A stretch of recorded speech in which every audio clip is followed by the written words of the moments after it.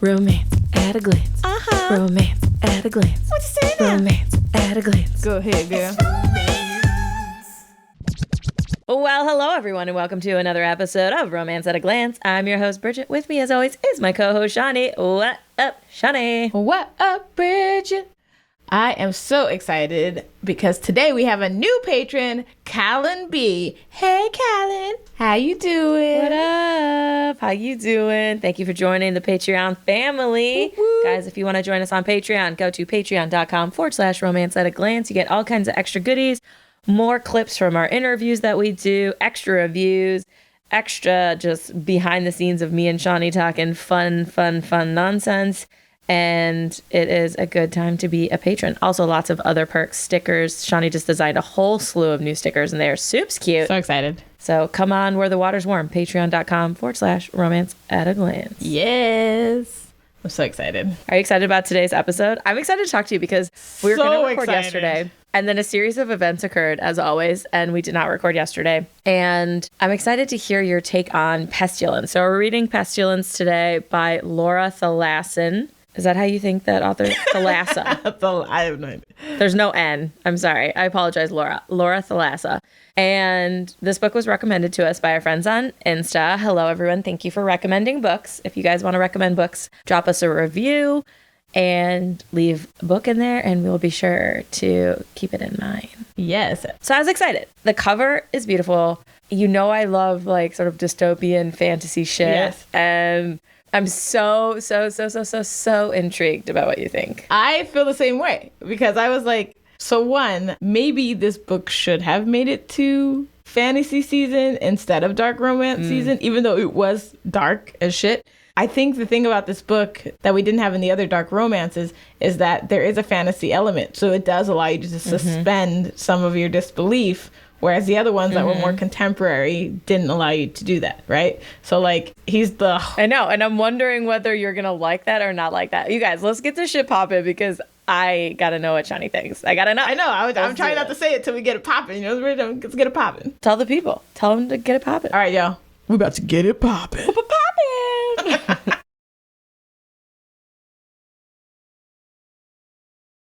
Okay, before we get too far into all of this, tell us a little bit about the audiobook. Okay, so the audiobook, I actually thought her name is Susanna Jones, and she did a really great job. I really loved her voice, and I noticed that she did a great job, so she did a great job. All right, well, there you go.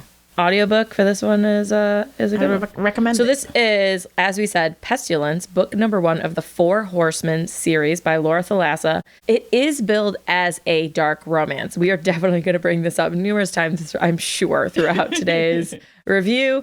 It is a dark romance, technically. Yes. It is also a fantasy romance and a dystopian romance. If dystopian romance exists as a genre, it also, I think, could fit into those genres. Yes, absolutely. So first off, let's talk about the cover art because let's talk about I'm not going to lie. Obviously, this book was recommended to us, but the cover art I was on board for. It was giving me all of the Brad Pitt Troy vibes that I ever could want. Oh, and I was like, my goodness. Golden armor, like bronzed skin. There's like the rippling abs, the penis pointers, the hair in front of his face. I was like, sign me the fuck up. So, yes, I will co-sign that. It was giving me Brad Pitt meets D'Angelo, you know? Like, how does it feel, D'Angelo? Giving me that nice deep V. And I'm like, oh, no, just let the camera go a little bit lower. You know what I'm saying? A little bit lower. I love the gold armor. I loved everything about, like, the aesthetic of the cover. You know me, I love gold. I love gold everything. Like, God, the gaudiest gold you can ever, like, have. Brad Pitt, yes. Long hair, long blonde hair. It's blonde, and you know blondes are not necessarily my thing, but I was here for this Legends of the Fall. You do like long hair, though, on a man. I love long hair on a man, let me tell Which you. Which I enjoy in this photo. I don't enjoy in real life necessarily, or I have not historically enjoyed it in real life, but aesthetically in this photo, I was like, yes, please. Yes, please. Where does one sign up for Pestilence in my bed? I also like his stance in this. I don't know. He just seems very like lost in thought and kind of like a little bit vulnerable. It feels a little vulnerable too. but he's Pestilence. So I don't know how they managed to get this really good juxtaposition for me here, but I am down for it. I stared at this cover while I listened to the book, which means it's a... Oh, yeah. That's such a, that's so funny because we learned all about that when we were talking to Sarah from Trashy Smart Podcast, Trashy Books. And you brought that up, that you like stare at the cover. And that's so interesting because like I look at the cover at the beginning and then I never look at it again, basically. Or I might catch like glimpses of it, especially on Kindle. I never look at it again. And then if I'm reading an actual physical book, I might glance at it every now, I might see the cover on my nightstand or something. But for the most part, I'm not like looking at the cover all the time. And I think that's such an interesting thing that you literally like stare at this smoke show. So like a good cover can really mold a book for you in a good way. And a bad cover can really take away from it. Oh, yeah. Absolutely. I mean, even just like the way they presented him on the cover, I mean, it helped in the book for me, like to think of him like this. Mm-hmm. Yes. Yeah.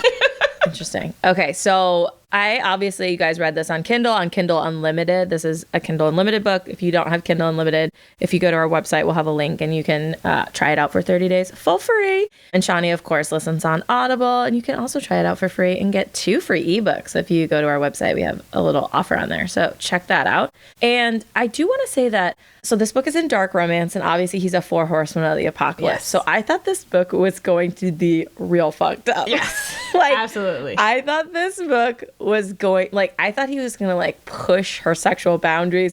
I definitely thought there was going to be a lot of non-consent, especially at the beginning. And he was, like, a sweet, shy little virgin. Yeah. And he just wanted love. Yes. And he just wanted the most romantic, sweet, slow thrusting sex from her. And that's nice. And all, like, great, obviously, but did not spell dark romance for me. The biggest note that I had in this was it's not really a dark romance. Let me give it the synopsis. Yeah, synopsis the people, Bridge. Synopsis them. Let me synopsis them. Okay, so the 4 horsemen of the apocalypse come to Earth, and all of technology fails, planes crash from the air, sort of life as we know it is over. And then they vanish as quickly as they wreaked havoc. 5 years later, in a dystopian future, Pestilence is back, spreading plague in his wake. And Sarah draws the short stick to stay behind and try to kill him to save humanity. Only, he doesn't stay dead after she shoots him and burns him alive, and he vows to make her suffer. Now Sarah may still be able to save the world, but by showing Pestilence the good of humanity and some sweet, sweet love. Sweet, sweet loving. So I was like definitely intrigued by like, oh, they came, it's 5 years later, it's dystopian, like she's a firefighter. And I was like, ooh, a girl firefighter, badass. Like I was like into that aspect of it. I was into the setup. Him coming down, her pulling the short stick to stay behind and shoot him, her burning him alive and like throwing up and crying through it because she's a firefighter, but like willing to like basically sacrifice her soul to save humanity, so she thinks. And then he comes back from the dead and he's like, which I was like, that's dope as hell. Obviously he's Pestilence. Like how could Pestilence die? And he doesn't kill her right away. And he's just like, I'm going to make your life horrible. And then he ties her to his horse and makes her just run behind him until finally she like can run no more. And then he drags her and like all the skin comes off on her thing and whatever. And so I was like, oh, okay, we're in the dark. Okay, here we go. This dark. Okay, I was like, where are we going to go from here? But that was basically it. Like, he tortures her at the beginning. He shoots her with an arrow. And then shoots her with an arrow when she tries to run away. Like, in that first week, though, that's all, like, right after one another. Yeah. Like, all those events happen, like, within the first like, couple days of the book. And then after that, he quickly, like, stops making her run and lets her sit in the saddle. And he's like, oh, humans are so much frailer. So he starts, like, bandaging her wounds and like finding food for her and stopping early so she's not cold. And he's like taking care of her even though he's like, you're my prisoner. And then he's like still killing people because he's Pestilence. And then he makes her like watch them die, which is obviously a way to make her suffer, which I was like, ooh, that's dark. Okay, so now he's like moved on from physical warfare to psychological warfare. I was like, okay. But then he never, like, it's not a romance though, in the sense that it takes a really long time for him to like look at her as a woman. Yeah. Like, it's like halfway through the book before she says, like, oh, now he's looking at me like a man and not like with a dispassionate eye. Yeah. Because he sees her naked right away when he's like tending her and he just like doesn't give a fuck. And I'm like, this is a romance though. Like, he should be like immediately flaring with some desire, even if he doesn't act on it. I still want to know that like it's there. And especially in a dark romance, like I want the threat of the coitus to be there as part of her suffering. Yeah. Like that to me would have been like hitting my id much harder, that he's like, oh, you're going to suffer. And he's like taunting her with that as a possibility, even if he never touches her or acts on it. But it's like a very sweet romance. He like falls in love with her. And then he like takes care of her. And then when they finally have sex, it's like real loving and gentle. And I don't know. What did you think, Shawnee? Okay. This book to me was definitely more like just an interesting dystopian fantasy book versus a romance at all. I would definitely agree with that sentiment. Okay, it was a romance because, I mean, it does have a romance. It does have a happily ever after or whatever. But Right. And I read this book before, but I had forgotten. Oh, funny. You guys, this happens all the time. Shawnee's like, I don't think I've read that. Then she reads like a third of it and she's like, oh yeah, I have read this. I looked at the cover when we were talking about doing it. I remember looking at the cover and being like, I feel like I might possibly, because I like the cover so much, so I remembered it. But it doesn't matter. Once I read a book and a week has gone by, I've forgotten like every bit of that book. So I think I read it like over a year or maybe even 2 ago. So when the book starts, I was very intrigued, right? I was like, oh, okay, where is this going? Because I didn't remember where it was going. And I think the premise is so good, right? I feel like that's kind of the bummer for me in this book, is that so many authors start a book without a great premise. Like, she had a really amazing premise to start with. It could have been so dark and gritty. Yeah. And then it just wasn't. It felt a little bit flat for me in the overall delivery of it. I am with you in the fact that I wanted Pestilence to be way more ruthless. Like, he was like physically violent in terms of he shot her with an arrow when she tried to run away or whatever. But like, I don't know. I could have done so much more ruthlessness from him, and it would have been justified because he's a horseman of the apocalypse. And she burned him alive. So it's fine. Yeah. Like, she deserves it, frankly. Also, there's like a huge like Karen moment in the book for me, because she burns him alive and he comes back and he's like gonna punish her. And she's like, but what? Like, she starts playing like the victim. Yeah. And I'm like, dude, you just burned him. He says that though. He's like, I begged you and I pleaded and you didn't care. And so now this is what you get. And I was like, that's fair. He's not wrong.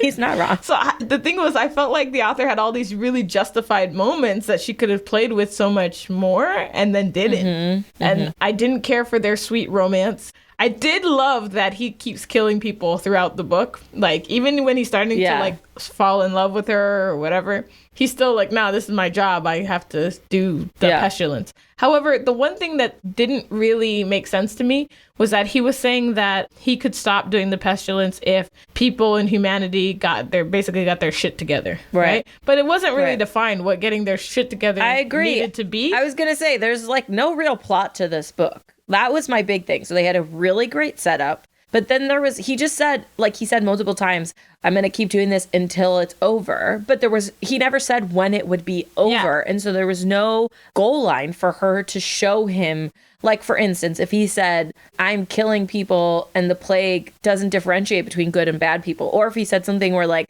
the plague is taking all of the bad people. Or if he said something like, my brothers are coming after me and my job is to weaken humanity, or some nonsense. Like, whatever. There had to be something more concrete for me, though, because the book was just them going together through this journey. And it was kind of repetitive, too. Very repetitive. Them drawing closer to each other. And also him still killing people, like you said, or her still being disturbed by it and like caring for those people as they died. And then them just going to the next town. But there was no end in sight. It didn't feel like there was like a structure where it was like we reached a climax point at some point. Like, oh, we're heading towards, like, even if it had been something like, oh, they've been in these small wilderness towns and they've been getting shot at, whatever. But now they're going to be going, and it's been like 10 people dying or 100 people dying. And now they go through a city for the first time. And like, she knows millions of people are going to die. And so she leaves him, or so, I don't know, like nothing really happens. I mean, like a lot happens in the sense that people die. The first quarter of the book, a lot happened. Yeah. And then after that, the middle half of the book, was like the same thing kind of like happening over and over, with the exception of the old couple, Ruth and Bob, I think, who I loved. But also, like, they should have been early in the book. Okay, so let me tell the people a little bit about Ruth. So they are going into all these towns and they keep meeting with like bad people because it's the apocalypse. No one has enough food. They're scared of him because they know he's killing everyone. They don't want him in their houses. They don't want to take care of her because their whole family's gonna die now, which is totally understandable, obviously. And so he's only seeing like the bad things. People are trying to like hurt him all the time. And then they go to this one house and it's this like 90-year-old lady, I'm imagining, just like sitting on her front porch, just sipping some lemonade. And she's like, well, come on in, you guys. And she's like, honey, the pestilence is here. And he brought a friend and he like has never been treated with kindness or welcomed. And they're like, well, we're already old. So, you know, what are you going to do? I mean, at least we're together and we'll die together. And so they like, you know, make them food and give them shelter and conversation and sort of warmth. And that's the first time he's ever felt like the good of humanity aside from her. And I feel like had that happened, because it happened fairly late in the book, like halfway through at least, if not 60%. Yeah, it was past that, yeah. And I feel like if that had happened at like 30%, then you have him questioning his mission and him wondering if he's not doing the right thing. Because now he's starting to fall in love with her and sees her goodness and caring for these people that she doesn't know, even though she knows they'll die. He's met this old couple who welcomed him into their house, who through their last moments held hands and died together and still loved each other. And now I feel like it would have been more interesting for him to be questioning, you know, like, I've been sent on this task, but why? Yeah. And should I be doing this? And then her trying to convince him and also care for him, even though, you know, because like her sort of internal battle of like falling in love with him and wanting to care for him and protect him, but also realizing he's killing people, like that I felt like made sense. But I don't know, Shani. I just think this book squandered a little bit of a great premise. Absolutely squandered a great premise. I mean, I feel like the premise was so great that it didn't need that much. Yeah. So I totally agree with you. I wish the older couple had come sooner. After she burned him alive, I only really needed one more town to really go at him hard to feel the compassion that you get from the old people, like being kind to him. Right. Because he's already been burned twice and shot at twice in the book. Right. And he says, like, all he needed to say, which he did say, was like, you think you're the first? I've already been. And he lists like 25 things. And you're like, oh, shit, he's had a terrible time on Earth. Okay. Yeah. And now we got it. I don't think I needed to go through it like with them that way. Mm-hmm. I like her with him, like offering him hot chocolate or doing whatever. Yeah. I guess at the end of the book, I didn't really understand why he was giving it all up for her. Like, what changed in the fact that, like, I know that she wouldn't talk to him, essentially, and he had her locked in a room for a while. And then he was like, I give up. Like, you can go. Like, I give up or whatever. I agree. I had to reread. I was like, did I miss something? But literally, it's just that he's sad that she won't speak to him. And he realizes he wants her more than he wants to, like, continue his mission. That's like it. Like, there's nothing else. It's not like God shows him. It's not like he finally figured out that God was saying, not mercy just for her, but mercy for them all, or whatever. I feel like I wanted God. Like, in most stories, you don't want that God element where things just happen magically. But in this one, it actually made sense to have God actually come into the picture, or even one of his brothers. I know one brother makes an appearance when she gets almost murdered.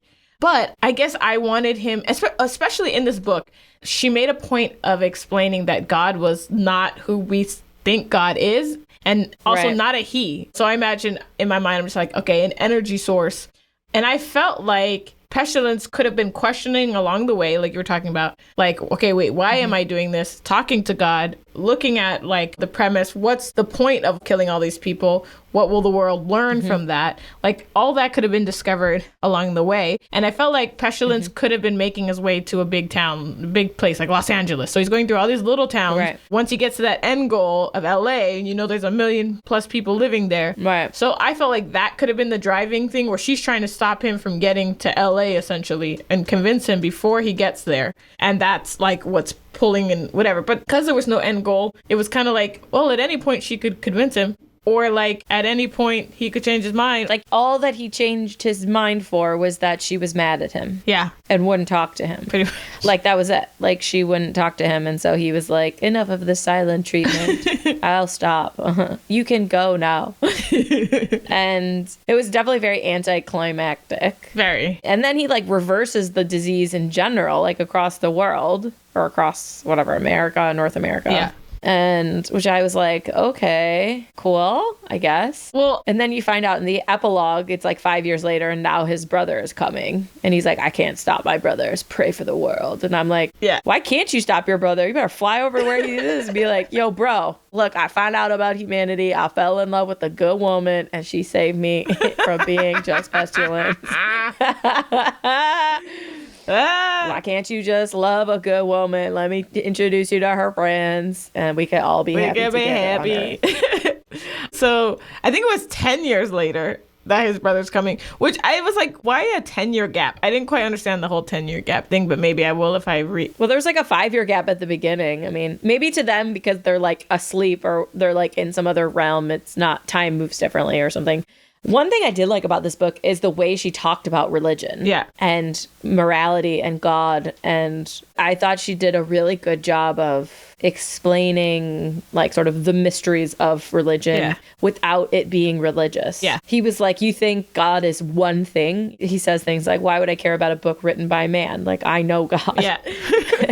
I enjoyed that aspect. I thought that was a really well done and sort of like interesting way that he explained things. I feel like the way religion was approached in this book was really good because it follows along kind of how I feel about spirituality in general, which is like for me, I don't follow any specific religion. I grew up Christian, but I've since let that go.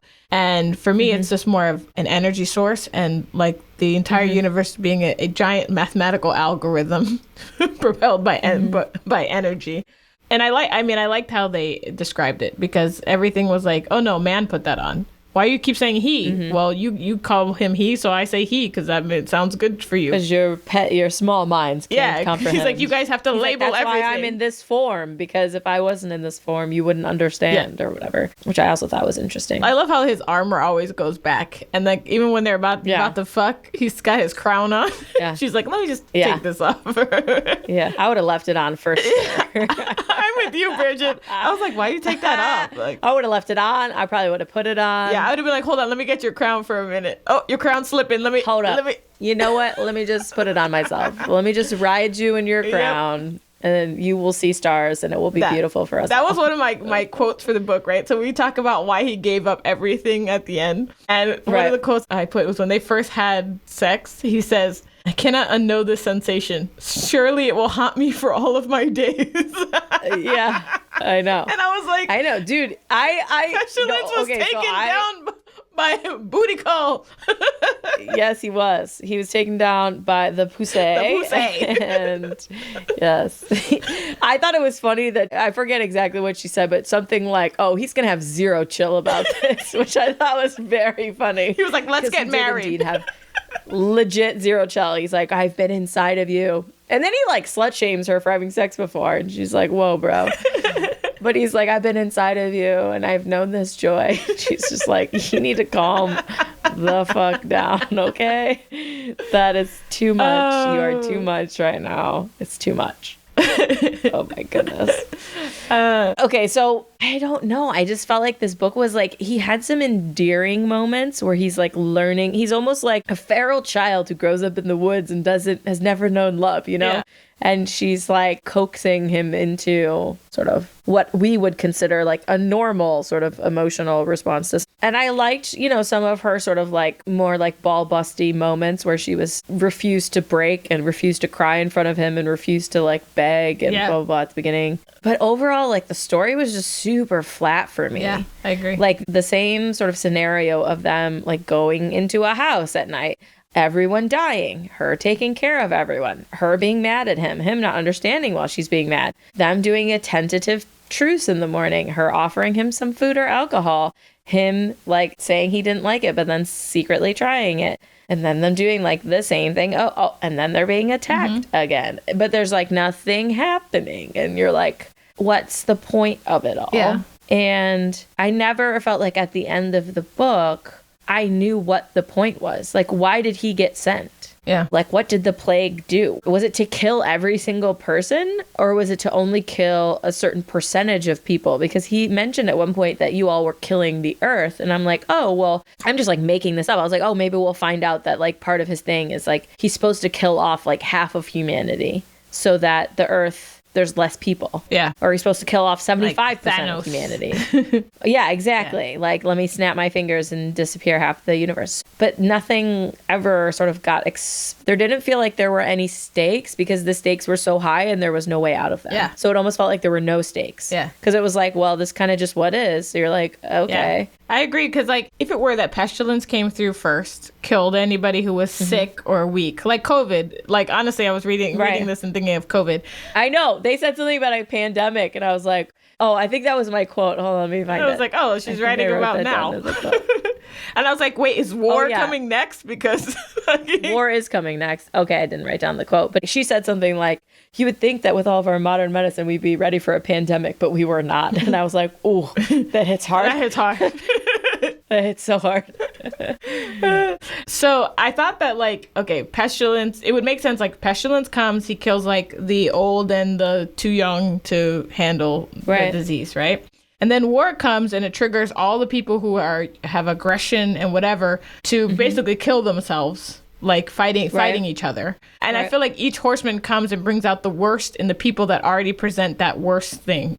And then what's left over makes sense to be like, oh, now you guys repopulate the planet in a good way. Sure. You know? Sure. That's kind of like, for me, like the stakes that would have made sense. But like for me, pestilence was just killing everybody he came into contact with unless they fled. And then at the end of the book, he starts spreading pestilence far, far away from where they are. She thought he could only spread it where he was physically, but he was spreading it really far. He's like, oh, I always had the ability to do this. I just didn't. Yeah. And I'm like, why didn't you? Like, what the fuck? Why are you getting shot up all the time when you could just flex and get the whole world? I was like, didn't make any sense to me. No sense at all. I didn't like that was I didn't either. Thing. I liked it when she thought he was riding ahead to deal with the death before she got there. That was like a sweet moment. But the fact that he could just flex and do that, I was like, hell no. Yeah. I didn't like that. I didn't like that at all. It didn't make sense for the rest of the book. It didn't make sense why he was journeying around. Yeah.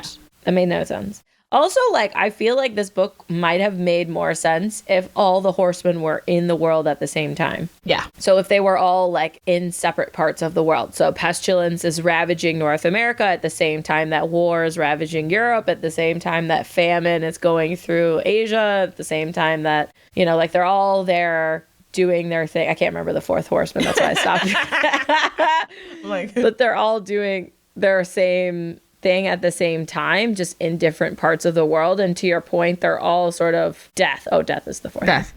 And maybe they like are going from place to place. So like war is in one place and then he moves to a new continent and they're all kind of just like, no one knows what's going to strike next kind of thing. I think that would have made it the stakes feel higher. So like even if pestilence stops, it's like, but war hasn't stopped or death hasn't stopped or whatever. I agree. I needed more to be going on. Otherwise, this is just like a prequel type of thing or like a novella at the beginning of a series. Yeah. You know what I mean? Yeah, because she didn't actually save anyone because war and famine and death are on the way. So they could both easily, well, maybe not him because he's immortal, but she could easily die. And presumably, did they have a kid at the end? I forget. I didn't read a kid. I don't remember there being a kid. I don't remember a kid, but presumably they'll have a kid at some point, and it's like your little half-immortal pestilent baby will be spreading disease in his crib. No, like, he's going to be that kid at daycare who always has the runny nose.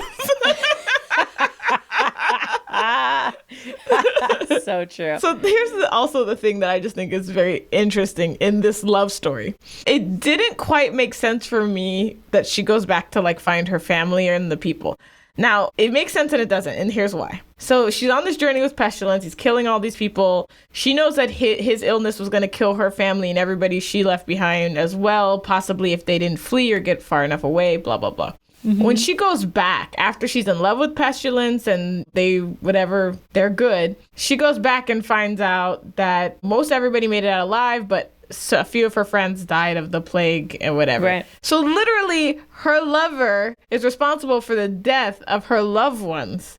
I mean, when you're fucking them at night, is this a kink? I just want to know. Is it a kink where you're right and you're like, yes, you killed my loved ones? You mean when he comes back to her and says, like, I won't do this anymore? Yeah. Like, I'm just saying, like, no matter what, when he comes back, it's always present that her lover is responsible for the death of her loved ones. Well, I don't know how her, like, family could ever forgive that. I mean, I could see where she could, because clearly she loved him even when he was actively killing people as they were together. But I don't know that the townspeople of her town would be able to be friends with him. But then again, she did say that he no longer was like wearing his armor. Well, nobody recognized and that him. He looked more human. And they wouldn't expect him to be like in their small Canadian town. I mean, what you're saying is true. However, she's got to be slightly a bit of a sociopath to be sitting at the Thanksgiving dinner table with Mama, Gamma, Pestilence, and the rest of the family who's lost loved ones due to this plague. And they're all sitting there breaking bread. I just think it's funny. You're not wrong. However, if I was her in my mind, I'd be like, y'all could all be dead, but I saved you with my pussy. Pussy power. You're welcome. My vagina is magic. I can suck the dick so deep that he will stop killing people. Stop the apocalypse with the pussy. I can't stop laughing. I mean, oh gosh, I think that should be the new tagline for this book. Can she stop the pestilence with pussy? Yes, she can. Yes, Spoiler alert. Clearly, we all have this power. All right. Well, on that note, let's take a quick break and let's come back with some ratings. Yes.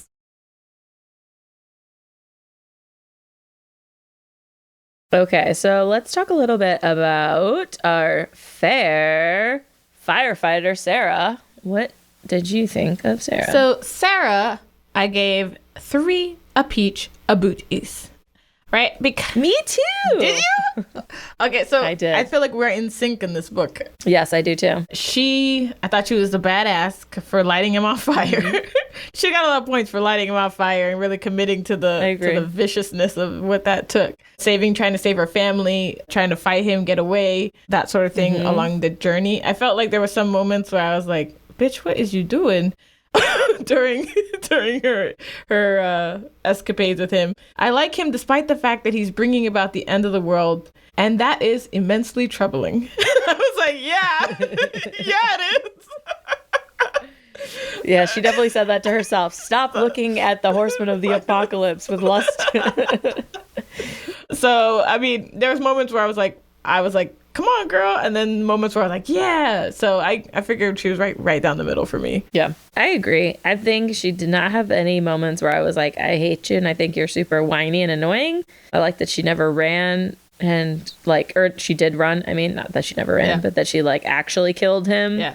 And I mean, it's not her fault. He's immortal. She didn't know that. I do think that the one thing that would not lead me to give her 4 or 5 stars would be a couple things. One was that she was clearly in love with him and he's like, I love you. And she was like, it's not that big a deal. We didn't make love. And I was like, you know what? Dick move. You're dumb. That's a dick move. You just shattered this poor virgin's heart. How dare you? How dare you? And then the other one was just that I just didn't feel super attached to her. So that's why I didn't give her 4 or 5 either. One thing I did like about her though was that when she found the pie, right? In someone's house. She found some really old pie, but she didn't care. She was like, I want to eat this pie. And then Pestilence is like, I want to share it with you. And her inner monologue of him taking his big ass bites of her pie. I was like, that's what I'd be thinking too. I would have been first of all, I would not have let him, I would have let him have one bite and then I would have been like, get the fuck away from my pie. You over my cold dead body. Will you eat this pie in an apocalypse that I just That's what I was thinking too when she's like watching him take bite 2. I'm like, girl, slide that pie back over to you. Hell yeah. Dude, if my husband even takes a sip of a Coca-Cola I'm drinking that I don't want to share, I'm like, that was a big ass sip, husband. And we could go to a store and buy more. If it was the last Coke in the history of mankind, I'd be like, you better spit it into my mouth like a mama bird right fucking mama now bird and get away from my stuff. Oh my God. Oh gosh. Also, my 3-year-old told me she was gonna mama bird me some food. She was like, I was like, what are you gonna? Because she's like, I'll spit it in your mouth. And I was like, I don't want you to mama bird me whatever you're eating. No, thank you. I'm okay. Jesus. All right, what did you think of Pestilence? I gave Pestilence the same. I gave him a 3. Me too. And it's probably for the opposite. I wanted Pestilence to be more ruthless. Like, I just thought there was so many moments that they could have had tension in there, like way more tension in their sexual. There was no tension. No, it was not at all. And no tension. And it's right for tension right now because he's fighting his feelings. He doesn't know what he's feeling. He's like, is this love? Is this lust? Is this what's happening to me right now? I felt like there could have been so much more like cunnilingus-esque type shit here where he's just figuring shit out. Like, oh man. Some licking, some touching. He doesn't even know how to masturbate, I'm assuming, right? So she could. He didn't know how to kiss. Exactly. I'm like, he could touch her nipple and see it harden, and that we could have spent some pages on that. Like, he's behind her. He could have been fingering her on that horse. She could have masturbated him on the horse. Her on that horse. Bridget. Yes. Why did they not fuck on that horse? He's so strong and shit. I was just like, I know. Why? He could have like leaned her forward and just the rhythm of the horse. That's what I'm saying. Giddy up, giddy up. Missed opportunity. So many missed opportunities for foreplay. I was so mad about that. Yeah. They had like the most vanilla loving sex.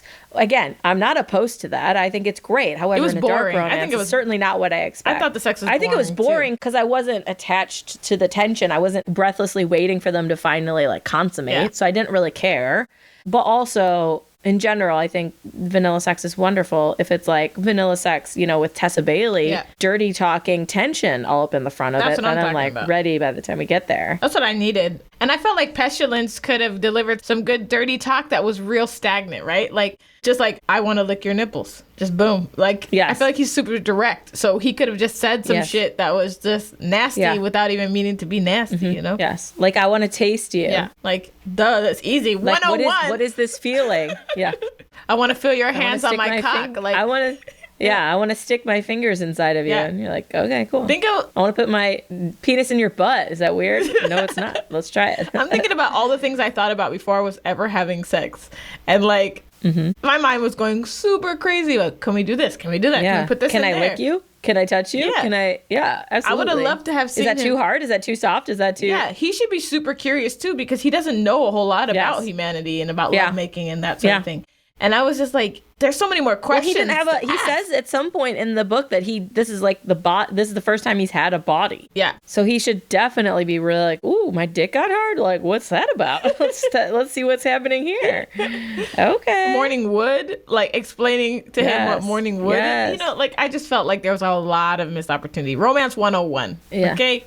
Yes. I gave him 3 stars, but as a dark romance hero, I'd say 1 star because he's not dark. But I think in general, he was 3 stars. Yeah. But if I was solely grading on the fact that I was told he would be a dark romance, I would have given him 1 star. Because he's dark as a character in the sense that he kills people and he shoots her with arrows and he drags her behind his horse without remorse, but he's not a human. So it's like, well, that's fine. He's literally the embodiment of a portion of death. But like, that's it. There's no darkness in the romance itself. It's kind of the equivalent to me of if he were not a human, if he were a wolf, right? And he was going around doing wolf things.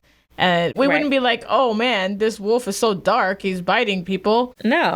To me, that's what Pestilence is. Wolf. Like, that's his job. His name's Pestilence. They call him Pestilence. Yeah. But like, at least a wolf, when he's fucking her, would bite her neck and take her from behind in the woods and make her come all over and scream into the night. You know what I'm saying? Bridget, I mean, how amazing would it be? He would hold a bitch down, Shawnee. He's a wolf. Yes. But Bridget, like, what a missed opportunity, right? Like, for him to watch, for Pestilence to watch her come and be like, woo, what is that? And have her explain that to him and him be like, well, we're going to do that again. Let's do that again. Let's go. You know? Ooh, let me lick that up. Yes. Delicious? Yes. I thought he was a McDreamy 4 Horsemen, which I didn't want him to be McDreamy. I wanted him to be McSteamy. I wanted him to be make you pray. Inhuman. Mick Inhuman. You know what I'm saying? Like, I wanted him to be Mick, I do what I want, when I want, how I want. Yep. You do what I want. Yep. And he was Mick Dreamy. Yeah. I said he was a Mick, where are the other 3 horsemen to menage me? So good. So good. Oh my goodness. I just kind of feel like war would really give it to me. I'm just gonna put, that out there. So I looked at the blurb because I was curious. War is next, and apparently he just like sees this woman on the battlefield or whatever in town, and is like, "You're my wife now," and she's like, "Say what now?" And he like is trying to like put a baby in her, and but I don't know if there's non-consent because I didn't read through all of the like million reviews, but it did seem a little bit darker than this. Well, I think I'm gonna read War because I feel like the covers of all War's cover's not great. If Pestilence was a Harry Potter house, it would be Hufflepuff. You know what I'm saying? He was a Hufflepuff because he like felt bad about killing the whole time. And he was a little shy virgin who like immediately got a taste and then was like, marry me. That's a very Hufflepuff thing to do. Anyways, obviously the classy to nasty. This book was very, very, very, very classy. Very classy. Lady in the Streets. So I had two favorite ones, one of which was related to his zero chill, which is after they have sex and he tells her that they should get married. And she's like, yo, we're not getting married. Like, that's crazy. And he's like, is nothing sacred? He bellows. I was inside you. I felt you move around me. I gave you my essence and you're treating it, all of it, as though we're merely dance together. I was like, you do a zero chill. So good. I mean, also, like, I could see where he's coming from because, like, having sex with someone is a big deal. Yeah. And can be a big deal. And also, like, he has zero chill. So, like, I still remember very vividly the first person who ever gave me an orgasm that wasn't me. Yeah. You know what I mean? Like, yeah. And that wasn't my first boyfriend. The person who gives you your first you never forget. You're just not going to forget. No, I agree. I think in general, your first sexual partner, your first orgasm, your first time doing any other type of like doggy style or like, let's say you're dating someone for a long time, you might do a lot of first with that person. But the first time you do any sort of new experience, you're like, it's like seared into your memory. I 100% agree. I mean, I distinctly remember the first person, who got me off, and it was all hands. Like, It was the best. I'll never forget it. He put me up on a door. My feet weren't even touching the ground. He was a big ass dude, and hopefully he never hears this podcast. He was a big ass dude because he knows exactly who he is. He'll probably feel very proud of himself that he gave you an orgasm. Good for him. This was a big dude. He was like 6'4", 6'5", and he just held me up on a door and like his face right next to my face and just fingered the shit out of me and talked so dirty, Bridget, while he did it, that I literally, it was like it was almost like a forced orgasm. My body just was like, yeah. Your brain was just like, I don't know who I am anymore. Shawnee, I'm with you. We've talked about the Belgium. My Belgium. Oh, you're Belgian. Oh, that was. Turdy talked me right over the edge, and I was like, who am I? What's happening? Dirty talking, I think, is wonderful. Absolutely. As you know, as all of you know, dear listeners, you know this. You know we love dirty talk. It's just magical. This book could have done with more and better dirty talk. Yes. I think it could have solved some of the other issues. It's true, because if there's some good sex in a book, I'd be like, if the book was like, I'd be like, this is a good book. Yep, this is a good book. Well, I think had the relationship caught my attention in the way that the world caught my attention, I think paired together, this book would have been much more enjoyable. Yeah. But I was like interested in like what was going to happen with like the whole religious aspect, and like he had the tattoos and like mercy shined on her, which like God shined on her. And I was like, that's interesting. Like, where's that going to go? It didn't go anywhere, which I didn't know at the beginning. But like if that had been coupled with a much more riveting, enthralling like relationship between the two of them, I think that would have been more interesting, or like just like the book would have been. I also wish that her name had been Mercy. Like that her name had been Mercy. Yeah, I kind of wish her name had been Mercy, because he was talking about how like he saw the symbol and so he gave mercy on her or whatever, and he kept it. And she was like, well, what if that meant mercy on the whole world or whatever? And I kind of wish her name had been Mercy, so it would have appeared to be much more targeted to her, so that when she has that conversation, like, what if that meant the whole world? Or what if I am here to tell you to have mercy on all these people? Like, I'm your sign, essentially. And I felt like that would have been slightly more interesting of a way to play off that mercy thing, other than like, oh, I saw a shadow of mercy, and then I was like, I'm going to have mercy on you. And I was like, I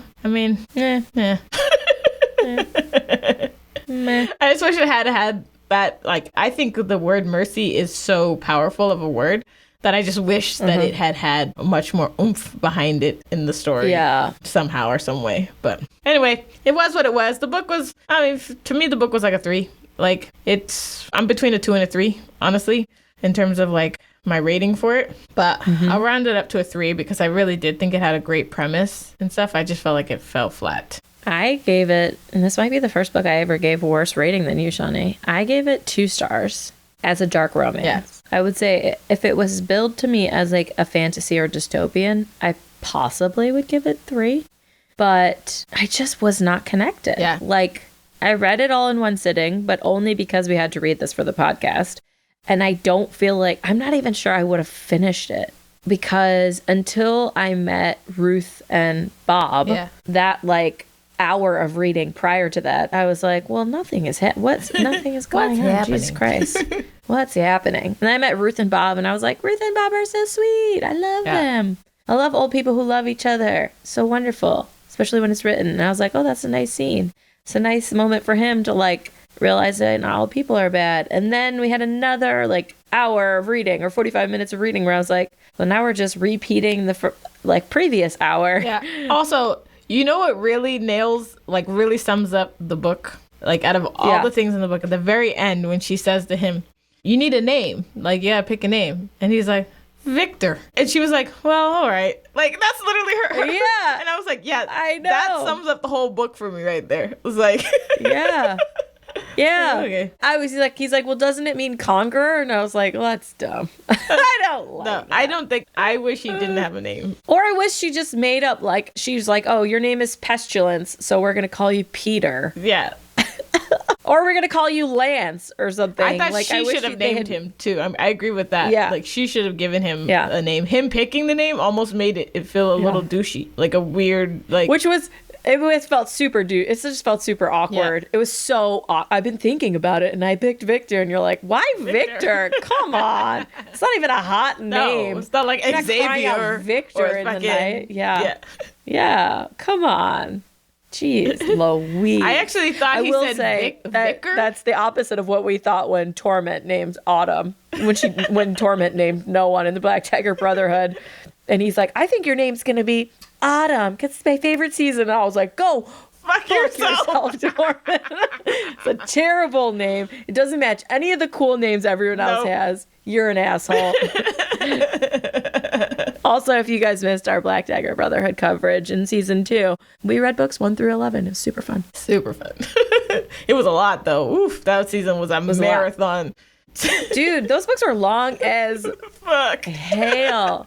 To all of you who are asking if we're going to read the rest of the books in the Black Dagger Brotherhood series, I don't know. I honestly don't know, because they're really, really long. Yeah. Like, they're like 500 plus pages, and so much happens in each book that our episodes were like 90 minutes to 2 hours, which was wonderful. It's so fun to talk through and like relive.